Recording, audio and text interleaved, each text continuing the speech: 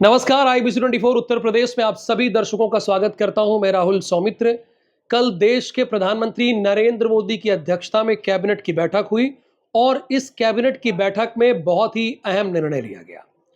सूचना प्रसारण मंत्री अश्विनी वैष्णव ने प्रेस ब्रीफिंग में इस बात का जिक्र किया कि बाबा साहब अंबेडकर के बनाए हुए कानून यानी संविधान का हम पालन करते हुए SC/ST वर्ग में क्रीमी लेयर को आरक्षण से अलग नहीं रखेंगे। अब देखिए, क्रीमी लेयर, आप लोगों के मन में ये सवाल उठ सकता है कि ये क्रीमी लेयर है क्या?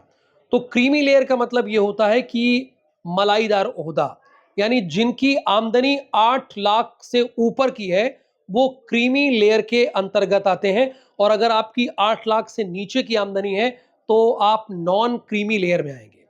तो बड़ी सीधी सी बात है, इसमें एक लाइन में मैं अपने दर्शकों को बता दूं कि SC/ST वर्ग में क्रीमी लेयर को भी आरक्षण मिलेगा। प्रावधान में यही है, जैसा कि ये अश्विनी वैष्णव ने बताया, सूचना प्रसारण मंत्री हैं, कि बाबा साहब के अंबेडकर के संविधान में इस बात का जिक्र नहीं है।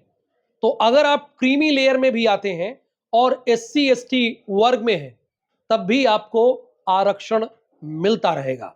आप जरा सूचना प्रसारण मंत्री और रेल मंत्री अश्विनी वैष्णव की पहले बात सुनिए।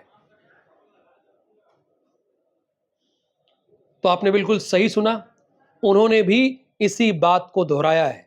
हमारे देश में 22.5% यानी SC और ST, अगर इन दोनों को मिला लिया जाए तो 22.5% हमारे देश में आरक्षण मिलता है। और अभी हाल ही में माननीय सुप्रीम कोर्ट ने इस बारे में एक बड़ा फैसला दिया था कि राज्य सरकार को ये अधिकार उन्होंने दिया था कि वो कोटे में कोटा लागू कर सकते हैं, यानी कोई और भी पिछड़ा है तो उसे राज्य सरकारें अलग से भी कोटा दे सकते हैं, लेकिन इसमें राजनीति नहीं होनी चाहिए, वरना उसकी समीक्षा की जाएगी। तो कुल मिलाकर आज की अहम खबर और बड़ी खबर यही है कि अगर SC/ST वर्ग क्रीमी लेयर में भी आते हैं तो उनको आरक्षण का लाभ मिलेगा।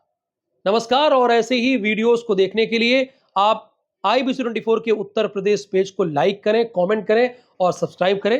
नमस्कार। हो गया ना?